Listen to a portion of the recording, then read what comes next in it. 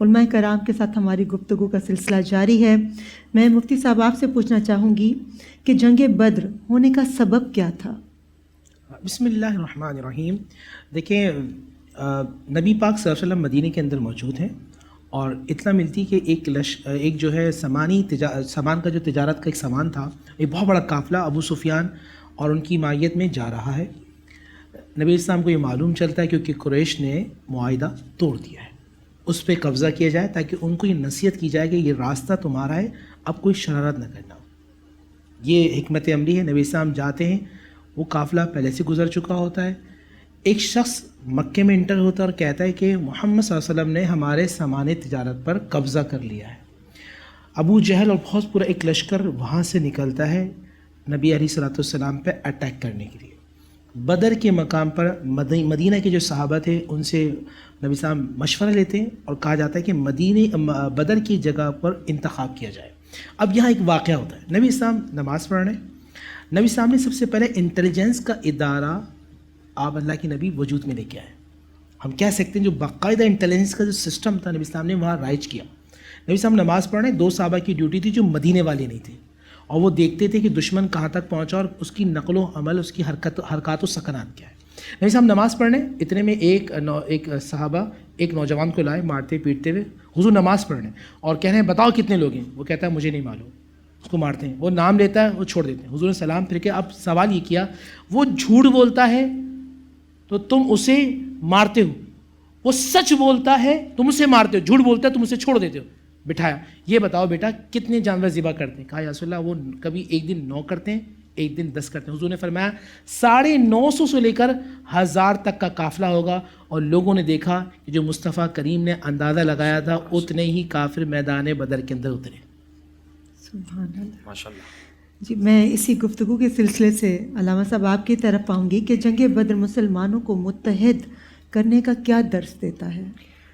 بسم اللہ الرحمن الرحیم۔ دیکھیے، پیغمبر اکرم صلی اللہ علیہ وسلم کی تمام سیرت کا جب آپ جائزہ لیں گے تو اس میں ایک چیز جو مشترکہ نظر آتی ہے، اور میں سمجھتا ہوں وہ اتفاقی چیز ہے، وہ یہ ہے کہ پیغمبر کی زندگی میں صحابہ کرام کی زندگی کا جو قبلہ و کعبہ تھا وہ رسول اللہ کی ذات تھی۔ جنگ بدر بظاہر اگر آپ دیکھیے جو جنگی ایک حکمت عملی ہوتی ہے اس کے تحت اگر دیکھیں تو بظاہر مشکل تھا کہ ایک 313 کا لشکر 1000 کے لشکر پہ فتح پا جائے، لیکن بات وہی جیسے کہ میں نے عرض کیا کہ اللہ سبحانہ و تعالیٰ نے ان کے پاس ایک ایسا جذبہ ایمان کا رکھا ہوا تھا کہ وہ ذاتی مفادات سے ہٹ کر اپنے بیوی بچوں کی پریشانی، اپنے گھر بار کی پریشانی، میرے بعد کیا ہوگا، اس کو چھوڑ کر ان کی جو توجہات کا قبلہ و کعبہ تھا وہ رسول اللہ صلی اللہ علیہ وآلہ وسلم کی ذات تھی۔ آج من حیث القوم، من حیث مسلم امہ جب ہم دیکھتے ہیں تو ہمارے ساتھ جو مسائل ہیں، آج ہم یہ کہہ کے بیٹھ جاتے ہیں کہ میں نکلوں گا تو کیا ہوگا، میں کروں گا تو میرے بعد کیا ہوگا۔ تصور کیجئے بفرض محال اگر بدری صحابہ کرام میں سے چند ایک صحابہ کرام اپنے دنیاوی اور مادی مسائل کو دیکھ کر پیغمبر کی آواز پہ اگر لبیک نہ کہتے تو اسلام کا یہ کاروان آگے کیسے بڑھتا۔ چنانچہ وہ نفوس قدسیہ تیار ہوئے، کیا ان کے پاس ان کے بیوی بچے نہیں تھے، کیا ان کے ساتھ ان کے خاندانی ذمہ داریاں نہیں تھیں، مال معاش نہیں تھا، سب کچھ تھا، لیکن ان کے پیش نگاہ چونکہ اسلام کا مقصد بہت بڑا تھا۔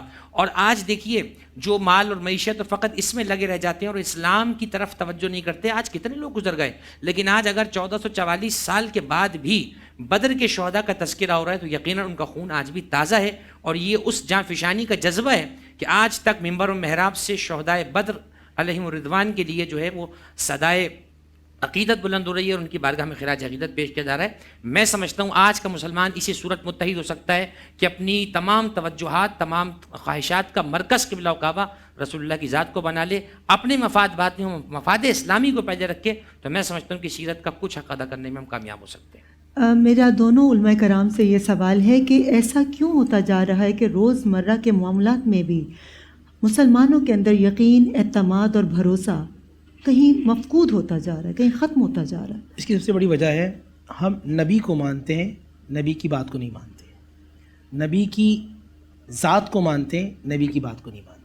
قرآن مجید فرقان حمید میں اللہ فرماتے ہیں قل ان کنتم تحبون اللہ فاتبعونی یحببکم اللہ ویغفر لکم ذنوبکم۔ اے حبیب صلی اللہ علیہ وسلم آپ ان سب سے فرما دیجیے کہ اگر یہ مجھے اللہ سے محبت کرنا چاہتے ہیں، فاتبعونی، ٹو بی فالو محمد رسول اللہ صلی اللہ علیہ وآلہ وسلم، یہ آپ کی اتباع کریں گے، آپ کی اطاعت کریں گے، آپ کے طریقے پہ چلیں گے، یحببکم اللہ، میں اللہ ہو کے ان کا دوست بن جاؤں۔ آج جو افتراق ہے وہ سب سے یہ کہ میں اور صحابہ میں تھا اے اللہ کے نبی آپ. اب معاملہ کچھ اور ہو گیا. ہم اس زمانے میں حق لینا چاہتے ہیں, نبی کے زمانے میں حق دینا چاہتے تھے. آج زمین چھیننا چاہتے ہیں, وہ زمین دینے والے تھے. آج لوٹنا چاہتے ہیں, اس زمانے میں لٹانے والے تھے. آج یہ سوچتے ہیں کہ سب ہمارا ہے, اس زمانے میں سب تیرا ہے. جب یہ سب تیرا ہے تو گھروں میں برکتیں بھی تھیں, مال میں برکت بھی تھی, سکون بھی تھا, رحمت بھی تھی, اولاد فرما بردار بھی تھی. آج بہن لوگوں کے پاس بڑی بڑی گاڑیاں ہیں, بڑے بڑے گھر ہیں, سکون نہیں ہے. اس کی وجہ کیا ہے؟ وہ سکون دیتے تھے. میرے والد صاحب رحمۃ اللہ فرماتے تھے بیٹا سکون نہ لینے سے نہیں بنتا, سکون دینے سے بنتا. آپ اپنی ذات سے لوگوں کو جتنا پیسفل سکون دو گے, اللہ تعالیٰ تمہارے دل میں اتنا ہی سکون ڈالے گا. آج جنگ بدر میں, واقع بدر میں ہمیں یہ ملتا ہے, ہمیں جو کام بھی کرنا ہے وہ اللہ اس کے رسول صلی اللہ علیہ وآلہ وسلم کی رضا کے. اگر یہاں بیٹھے ہم اور ہمارا مقصد یہ ہو کہ ہم کوئی دین کی بات کریں صرف اللہ کے لیے, یہ بیٹھنا عبادت ہے. میں ان کو دیکھ رہا ہوں, میں کہ یہ میرے مسلمان بھائی ہیں, یہ دیکھنا بھی عبادت ہے. میں کسی کو راستہ سمجھا رہا ہوں کہ یہ اللہ کا بندہ ہے, یہ بھی عبادت ہے. میں جوڑ رہا ہوں اس لیے کہ یہ اللہ کا بندہ ہے تو عبادت ہے. آج جو میں کام کرتا ہوں اپنے مفاد کے لیے, مجھے اس سے کیا فائدہ ہے؟ میں سلام کروں, اس سے مجھے کیا ملے گا؟ یہ جو کیا ملے گا نا, کچھ نہیں ملتا, صرف اور صرف شیطانی خصلتیں ملتی ہیں اور دھوکہ ملتا ہے. آپ دھوکہ دینے والے ہوتے ہیں, آپ کو دھوکہ ملتا ہے. ماشاءاللہ. میں علامہ صاحب اسی جواب کی روشنی میں آپ سے پوچھنا چاہوں گی کہ ایسی کون سی چیزیں ہم اپنی زندگی میں اختیار کریں کہ جس سے ہمارے اندر ایمان پختہ ہو جائے اور ہم صحیح اور غلط کی تمیز کرنا شروع کر دیں؟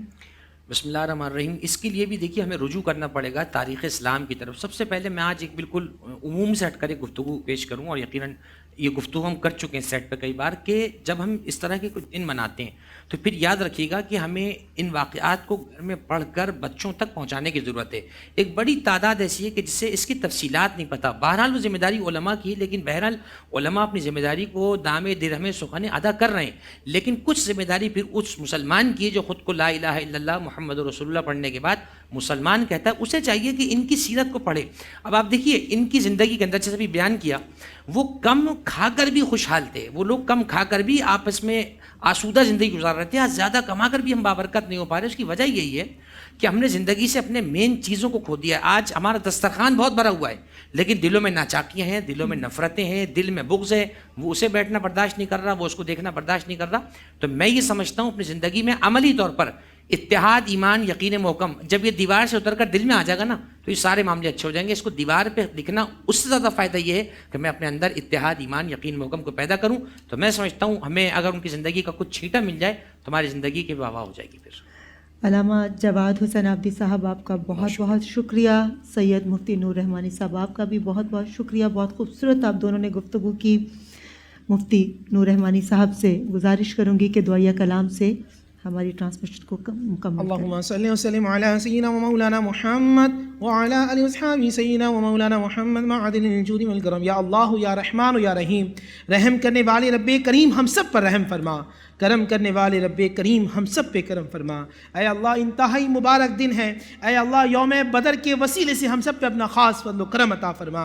اے اللہ شہدائے بدر کے وسیلے سے جتنے بیمار ہیں ان سب کو شفائے کاملہ عطا فرما. اے اللہ جو بے اولاد ہیں انہیں صاحب اولاد فرما, جو بے روزگار ہیں صاحب روزگار فرما. اے اللہ بہت سارے لوگ معاشرے کے اندر تیرے نبی کی امت, اے اللہ یہ مسلمان, یہ انسان بڑی تکلیف کے اندر ہیں, ان کے گھروں میں تنگ دستی ہے, فاقے ہیں. اے اللہ آسمان سے فرشتے بھیج کر ان کے گھروں میں رحمتیں عطا فرما.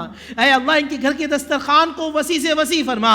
اے اللہ ہم سب کو حاسدین کی حسد سے بچا, شیطان کے شر سے بچا, جادو ٹونے کی مکروہ فریب سے بچا, دن اور رات کے فتنوں سے بچا, زمینی آسمانی ناگہانی آفتوں مصیبت سے ہم سب کو محفوظ فرما. اے اللہ ہم سب کو حادثات سے محفوظ فرما. اے اللہ ہم سب کو بری موت سے بچا, ہمیں مکاروں کے مکر سے بچا, ہمیں دھوکے بازوں کی دھوکے بازی سے بچا, ہمیں چال بازوں کی چال بازی سے بچا. اے اللہ ہمیں بار بار رمضان مکہ مدینہ میں گزارنے کی توفیق عطا فرما. اے اللہ آنے والا وقت ہم سب کے لیے باعث خیر فرما. ربنا آتینا فی الدنیا حسنہ وفی الآخرہ حسنہ وقنا عذاب النار.